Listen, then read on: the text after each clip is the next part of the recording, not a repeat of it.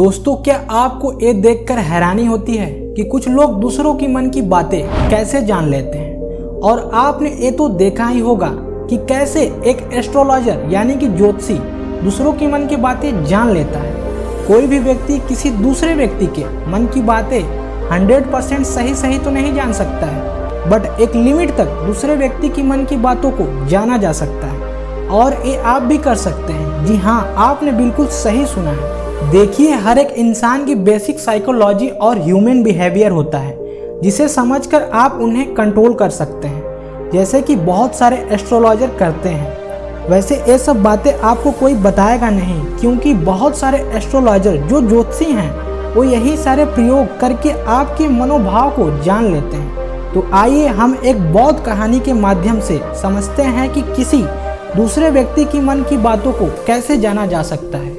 बहुत समय पहले की बात है। एक छोटा सा गांव था। उस गांव में दो भाई रहा करते थे। बड़ा भाई अंधा था, जिस कारण वह हमेशा घर पर ही बैठा रहता था, और छोटा भाई खेती किया करता था। लेकिन खेतों में अत्यधिक जानवर आने से पूरी फसलें नष्ट हो जाया करती थी, जिस कारण छोटा भाई बहुत परेशान हो चुका था। तभी उसके मन में एक तरकीब सूझी। एक दिन उसने सोचा, खेतों में से इन जानवरों को भगाने के लिए क्यों ना अपने बड़े भाई की मदद लूं।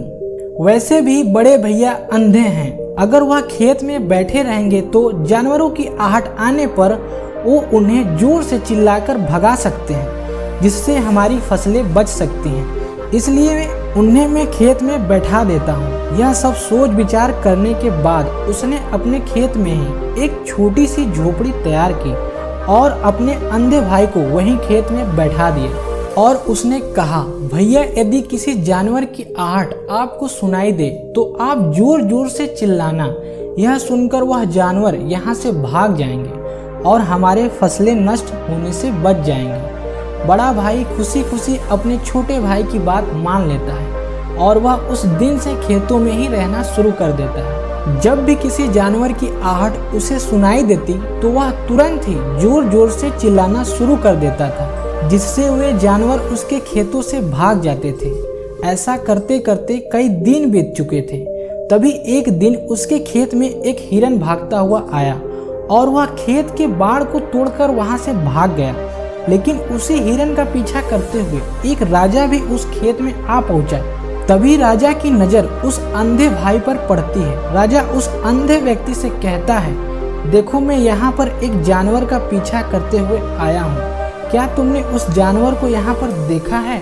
इस पर वह अंधा व्यक्ति कहता है, हे राजन, मैं तो अंधा हूँ, मैं भला किसी जानवर को कैसे देख सकता हूँ? लेकिन मैं आपको इतना जरूर बता सकता हूँ कि जो जानवर मेरी खेतों से होकर भागा है वो आपके लायक नहीं है। आप उसके पीछे अपना समय यूं ही व्यर्थ कर रहे हैं। राजा उस अंधे व्यक्ति की बात सुनकर बड़ा अचरज में पड़ जाता है। वह यह सोचने लगता है कि आखिर यह तो अंधा है, फिर इसे कैसे पता कि जिस हिरन को मैं तलाश रहा हूँ वो हिरन मेरे लायक है ही नहीं। ये अंधा व्यक्ति मुझे कैसे बता सकता है? तभी राजा उस अंधे व्यक्ति से कहता है, कहीं तुम मुझसे झूठ तो नहीं कह रहे? एक तरफ तुम ये कहते हो कि तुम अंधे हो और दूसरी तरफ तुम ये भी कह रहे हो कि जो हिरन यहाँ से भागा है वो मेरे लायक नहीं है। इस पर वह अंधा व्यक्ति कहता है, हे राजन, जिसे आप एक हिरन समझ रहे हैं, असल में वो एक हिरन नहीं है, बल्कि वो एक हिरनी है, और वो भी गर्भवती है। और जहाँ तक मुझे ज्ञान है, मैंने कभी किसी राजा को किसी गर्भवती हिरनी का शिकार करते हुए नहीं सुना है। और इसी कारण मैं आपसे एक कह रहा हूँ कि वह हिरनी आपके लायक नहीं है। आप उसके पीछे अपना समय व्यर्थ ना करें। ये सुनकर राजा और भी अचरज में पड़ गया।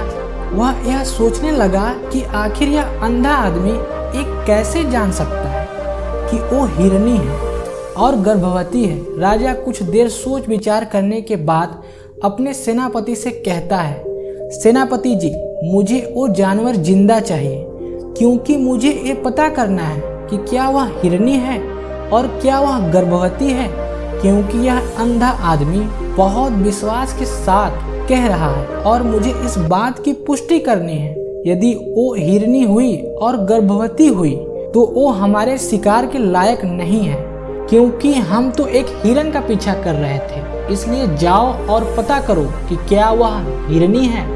सेनापति राजा से आज्ञा लेकर आगे की ओर बढ़ चलता है और कुछ देर बाद जब वह वापस लौटकर आता है तो वह राजा को कहता है, हे राजन, इस अंधे आदमी ने जो भी बातें कही है वो बिल्कुल सही है। वो एक हिरनी ही है और वह गर्भवती भी है।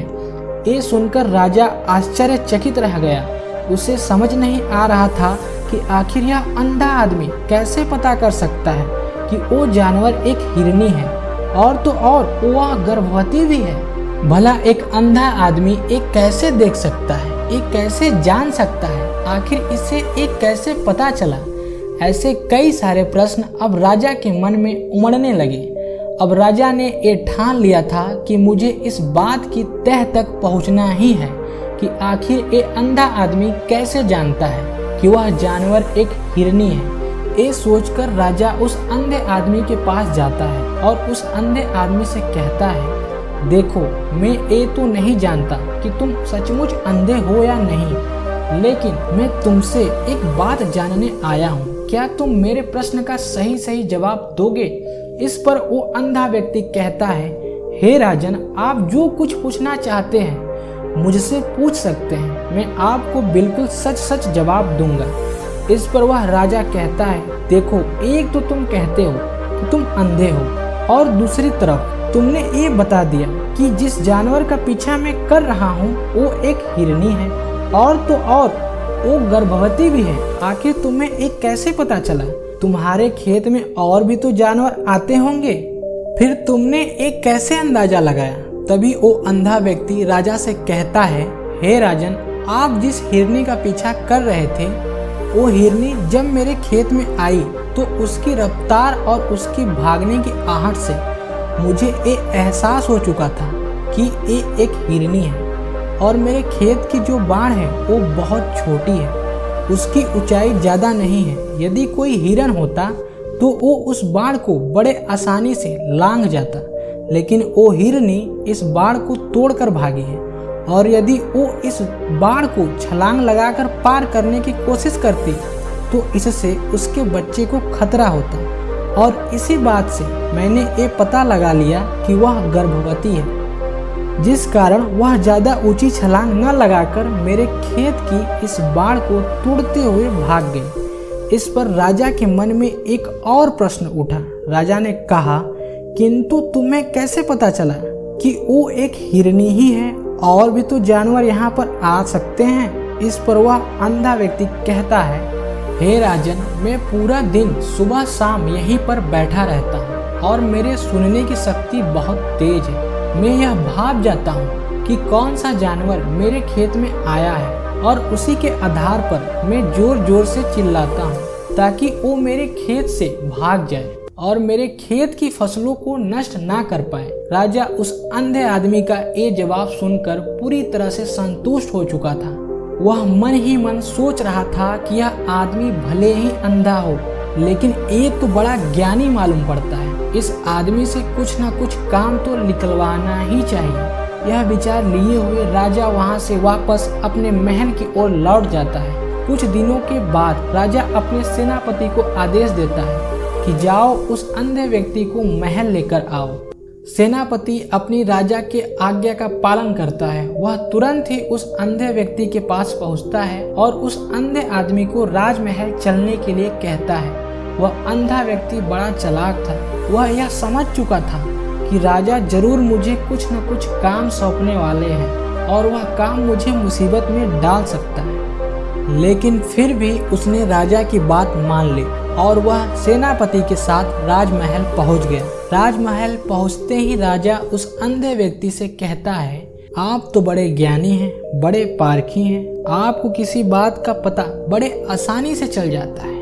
आज मैंने आपको यहाँ पर इसलिए बुलाया है क्योंकि मैं आपसे ये जानना चाहता हूँ कि मेरी पत्नी पतिव्रता है या नहीं। इस पर वह अंधा व्यक्ति कहता है, हे राजन, एक कैसा प्रश्न हुआ? इस पर राजा कहता है, मैंने आपसे बिल्कुल उचित प्रश्न किया है, मुझे इस प्रश्न का उत्तर दीजिए। इस पर वह अंधा व्यक्ति कहता है, हे राजन, ये सारी बातें जाने दीजिए।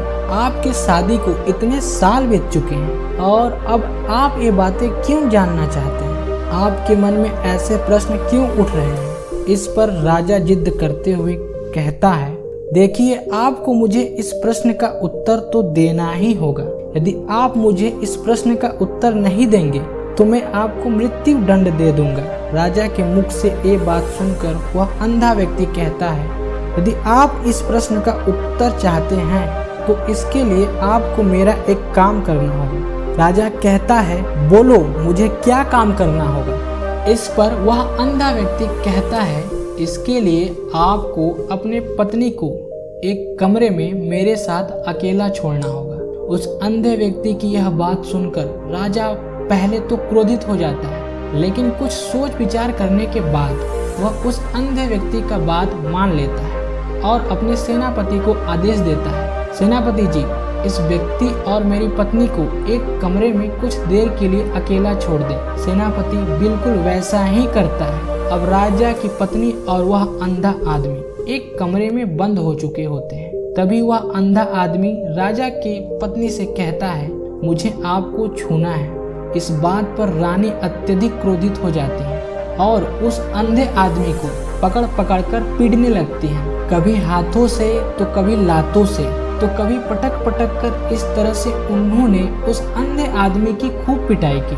उसके बाद किसी तरह से वह अंधा आदमी अपनी जान बचाकर वहां से भाग निकलता है और वह राजा के पास पहुंचता है और वह राजा से कहता है, हे राजन, आपकी पत्नी पतिव्रता नहीं है। यह बात सुनकर राजा अत्यधिक क्रोधित हो उठता है और राजा अपनी तलवार मियान से निकालकर सीधा अपने पत्नी की ओर जाता है और क्रोधित होकर वह अपने रानी से कहता है, रानी जी, आज मैं जो भी सवाल आपसे करने वाला हूँ उसका मुझे सच सच जवाब दीजिएगा, और यदि आपने एक शब्द भी झूठ कहा तो मैं आपका अभी का अभी सर धड़ से अलग कर दूंगा। तभी आगे वह राजा कहता है, मुझे बताइए, क्या आप पतिव्रता हैं या नहीं? इस पर रानी कहती है, हे राजन, आप भले ही मुझे जान से मरवा दीजिए, लेकिन मैं पतिव्रता नहीं हूँ। राजा यह बात सुनकर बहुत खुश हुआ, क्योंकि जो उस अंधे आदमी ने कहा था वो बिल्कुल सच था। ये बात सुनकर तुरंत ही राजा उस अंधे आदमी के पास पहुंचता है और आकर उस अंधे आदमी से कहता है, तुम्हें कैसे पता चला कि मेरी पत्नी पतिव्रता नहीं है? इस पर वह अंधा व्यक्ति कहता है, हे राजन, बड़ी सीधी सी बात है। मैंने आपके पत्नी से बस इतना ही कहा था कि मुझे आपको छूना है, और इस बात पर वो इतना क्रोधित हो उठी कि उन्होंने गुस्से में आकर मुझे लात घूंसों से पीटना शुरू कर दिया। और भला कोई औरत किसी और मर्द को कैसे छू सकती है? लेकिन उन्होंने न आव देखा न ताव, बस लात घूंसे मुझ पर बरसाने शुरू कर दिए। तो वो भी तो एक छूना ही हुआ, और एक पतिव्रता नारी कभी भी पराये मर्द को नहीं छूती। जब मैंने उनसे छूने के लिए कहा था तो वो उस वक्त मुझे मना कर सकती, लेकिन उन्होंने तो मुझे पीटना शुरू कर दिया और देखते ही देखते उन्होंने मेरे पूरे शरीर को छू लिया। अब आप ही बताइए, ऐसे स्त्री भला पतिव्रता कैसे हो सकती है? इस पर वह राजा कहता है, तुम तो बड़े ज्ञानी मालूम पड़ते हो। चल ठीक है, अब तुम मेरे एक प्रश्न का और जवाब दो। यदि तुमने मेरे इस प्रश्न का सही जवाब दे दिया तो मैं तुम्हें यहाँ से जाने दूंगा। आगे राजा उस अंधे आदमी से कहता है कि तुम मुझे ये बताओ, क्या मैं सच में अपने ही पिता का पुत्र हूँ या फिर किसी और का? इस पर वह अंधा आदमी कहता है, हे राजन, इस बात से आपका क्या लेना देना? आप किसी के भी औलाद हो, आखिर आप हैं तो इस राज्य के राजा, इसलिए इस प्रश्न को जाने दीजिए। लेकिन राजा कहता है, नहीं, मुझे इस प्रश्न का सही जवाब चाहिए, अन्यथा ये प्रश्न मुझे हमेशा परेशान करता रहेगा। इसलिए मैं इसका सही जवाब जानना चाहता हूँ। यदि तुम इसका सही जवाब दे सकते हो तो तुम यहाँ से जा सकते हो, मैं तुम्हें नहीं रोकूंगा। इस पर वह अंधा आदमी कहता है, हे राजन, इसके लिए तो मुझे आपके माँ के भी पास जाने की कोई आवश्यकता नहीं है। मैं आपको अभी के अभी ये बता सकता हूँ कि आप किसकी औलाद हैं। लेकिन उससे पहले मैं चाहता हूँ कि आप मुझसे एक वादा करें कि आप मुझ पर क्रोध नहीं करेंगे। राजा ने कहा, मैं तुमसे वादा करता हूँ, मैं तुम पर क्रोध नहीं करूँगा। उसके बाद वह अंधा आदमी राजा से कहता है, हे राजन, आप हैं तो अपने ही पिता के पुत्र, लेकिन आप पर एक कंजूस सेठ की छाया पड़ी हुई है। ये सुन राजा बहुत क्रोधित हो उठा और वह तुरंत तलवार निकालकर अपने माँ के पास जा पहुँचा। वह वहाँ पर पहुँचने के बाद अपने माँ से कहता है, माँ मुझे सच सच बताइए कि क्या मैं अपने ही पिता का पुत्र हूँ या नहीं। यदि आपने मुझे सही सही नहीं बताया तो मैं यहीं पर अपने प्राण त्याग दूंगा। मुझे बताओ क्या सच है। इस पर उस राजा की माँ कहती है, बेटा तू है तो अपने ही पिता का पुत्र, लेकिन तुम्हारे ऊपर एक कंजूस सेठ की छाया पड़ी हुई है। जब मैं एक बार नहाने के बाद अपना मुंह आईने में देख रही थी, तभी उस आईने के पीछे एक कंजूस सेठ नजर आता है और उसी की छाया तुम पर पड़ चुकी है। यह सुन राजा बहुत खुश हो जाता है और वह तुरंत दौड़ा दौड़ा उस अंधे आदमी के पास पहुंचता है और उस आदमी से कहता है, तुम्हें एक कैसे पता चला कि मुझ पर एक कंजूस सेठ की छाया पड़ी हुई है। इस पर वह अंधा आदमी कहता है, हे राजन, आपने मुझसे कई सारे सवाल पूछे जिनका जवाब मैंने आपको सही सही दिया। यदि कोई और राजा होता तो मुझे इसके बदले में ढेरों सारे इनाम मिल चुके होते, लेकिन अब तक आपने एक फूटी कौड़ी तक नहीं दी है। इस बात से ही मैंने अंदाजा लगा लिया था कि आप बहुत कंजूस हो। यह बात सुनकर राजा जोर जोर से हंसने लगा और कहता है कि आप जो भी मांगिए वो मैं आपको अवश्य दूंगा, लेकिन मुझे ये बताओ कि तुम्हें कैसे पता चल जाता है कि कौन सी बात सही है और कौन सी बात गलत। तुम किसी भी बात का इतना सटीक और सही जवाब कैसे दे पाते हो। इस पर वह अंधा व्यक्ति कहता है, हे राजन, मैं तो वैसे भी अंधा हूँ। अगर मेरी आंखें सही होती तो मैं किसी की भी मन की बातें बड़ी सरलता से जान लेता। मन की एक भाषा होती है और यह भाषा मनुष्य के शरीर के व्यवहार के रूप में देखी जा सकती है। उसकी आंखों से, उसकी होठों से और उसकी काम करने के तरीकों से, उसकी क्रियाओं से ये पता किया जा सकता है कि आखिर उसके मन में क्या चल रहा है। उसके आधार पर हम किसी के भी मन की बातें जान सकते हैं। लेकिन मैं तो जन्म से ही अंधा हूँ, मैं देख नहीं सकता, इसलिए मैं क्रियाओं से देखता हूँ। यदि मुझे कोई बात जाननी हो तो अगले आदमी को कुछ काम देना पड़ता है, जिस पर वह व्यक्ति किस प्रकार काम करता है, किस तरीके से काम करता है, उसके आधार पर ही मैं ये पता कर पाता हूँ कि आखिर उसके मन में क्या चल रहा है। तभी वो राजा कहता है, तो क्या इसका अर्थ ये हुआ कि मैं भी किसी के मन की बातें जान सकता हूँ। इस पर वह अंधा व्यक्ति कहता है, हे राजन, अवश्य, किंतु उससे पहले आपको अपने ऊपर काम करना होगा और वो है अपने मन को शांत करना, अपने मन को वर्तमान में लाना, जिसके लिए मैं आज आपको 3 तरीके बताने वाला हूँ और ये तीनों ही तरीके बड़े ही आसान और सरल हैं। किंतु हे राजन, उससे पहले आपको एक काम करना होगा, अपने मन को एकाग्र करना होगा।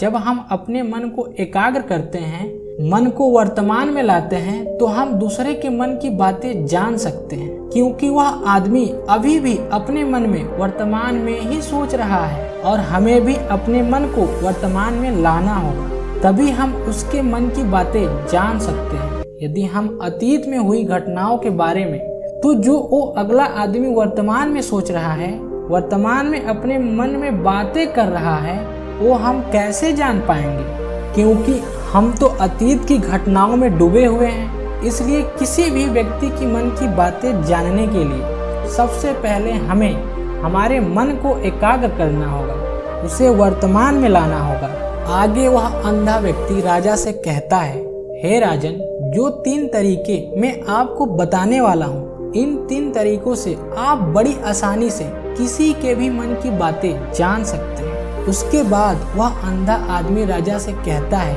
हे राजन, जो सबसे पहला तरीका है वह है आंखों पर ध्यान देना। किसी व्यक्ति से बात करते वक्त उसके आंखों में देखना, उसकी आंखों पर ध्यान देना जो सबसे ज़्यादा जरूरी है, क्योंकि आंखें बोलती नहीं पर बहुत कुछ कह जाती हैं। यदि हम किसी व्यक्ति के आंखों के इशारों को समझना सीख जाएं, तो हम ये जान पाएंगे कि व्यक्ति के दिमाग में क्या चल रहा है, वह क्या सोच रहा है और अभी वह क्या करने वाला है। मेरे पास आंखें नहीं हैं, लेकिन मैंने अपने गुरु से यह विद्या सीखी है, क्योंकि बहुत सालों पहले मेरे पास भी आंखें थी और मैं उस वक्त लोगों की मन की बातें केवल उनके आंखों से ही जान लेता था। इसलिए यदि आप भी दूसरों की मन की बातें जानना चाहते हैं, तो आपको भी उनकी आंखों पर गौर करना चाहिए, जैसे कि उनका आकार कैसा है, वो कब, कहाँ और किधर देख रहे हैं। यदि उसकी आंखें यहाँ वहाँ घूम रही हैं जब आप उससे बातें कर रहे हैं, तो वह आंखों को इधर इधर मोड़ रहा है, कभी ऊपर तो कभी नीचे, या कभी आसपास, या फिर उसकी आंखें खुश नजर आ रही हैं या फिर आंखें निराश नजर आ रही हैं। जैसे कि एक चोर होता है, उसकी आंखों में जब हम देखते हैं तो हमें यह पता चलता है कि अगले आदमी ने कोई गलती की है। ठीक उसी प्रकार जब आप किसी चालाक व्यक्ति की आंखों में देखते हैं, तो आपको पता चलेगा कि उसकी आंखों में एक भाषा होती है, एक बहुत ही सीधा और आसान तरीका होता है। यदि आपको ये पता लगाना है कि सामने वाला व्यक्ति आपसे झूठ कह रहा है या फिर सही, तो आपको उसकी आंखों पर ध्यान देना अति आवश्यक है। यदि आपसे बातें करते वक्त वह व्यक्ति अपनी आंखें यहाँ वहाँ घुमा रहा है, ऊपर नीचे इधर उधर दाएं बाएं हर जगह देख रहा है, तो इसका अर्थ ये हुआ कि वह इस बात से निकलने का रास्ता खोज रहा है, वह कोई झूठ बना रहा है। यदि सामने वाला व्यक्ति आपसे कुछ झूठ कहने का प्रयास कर रहा है, तो वो आपसे नजर नहीं मिलाएगा, वो यहाँ वहाँ देखेगा, ऊपर नीचे देखेगा, लेकिन वह आपकी आंखों में आंख डालकर कभी नहीं देख पाएगा, क्योंकि उसे डर है कि यदि उसने आपके आंखों में आंख डालकर देखी तो उसका झूठ पकड़ा जाएगा और लोगों को सच्चाई का पता चल जाएगा। और इसी प्रकार कुछ और भी भाषाएं होती हैं। जब आप किसी के आंखों में आंखें डालकर यह देखना शुरू कर देंगे कि उसकी हाव भाव क्या है, ठीक उसी प्रकार चेहरे के भी हाव भाव होते हैं, जिसे हम मन की बातें बड़ी आसानी से समझ सकते हैं और इन्हें भी समझना बहुत जरूरी है। कभी कभी कोई व्यक्ति अपने चेहरे से, जैसे आंख और होठ से, बहुत कुछ अलग अलग व्यवहार करता है। यदि किसी व्यक्ति के चेहरे में गौर करेंगे तो आप आसानी से समझ पाएंगे कि वह व्यक्ति निराश है, या वह व्यक्ति बहुत उदास है, या फिर वह व्यक्ति बहुत खुश है, या फिर उसे बहुत बड़ा दुख है, वह अपने अंदर क्या महसूस कर रहा है। ये सारी बातें हम उसके चेहरे के हाव भाव से पता कर सकते हैं। फिर चाहे वह इंसान जुबान से बोले चाहे ना बोले, लेकिन आप उसके चेहरे से सब कुछ पता कर सकते हैं।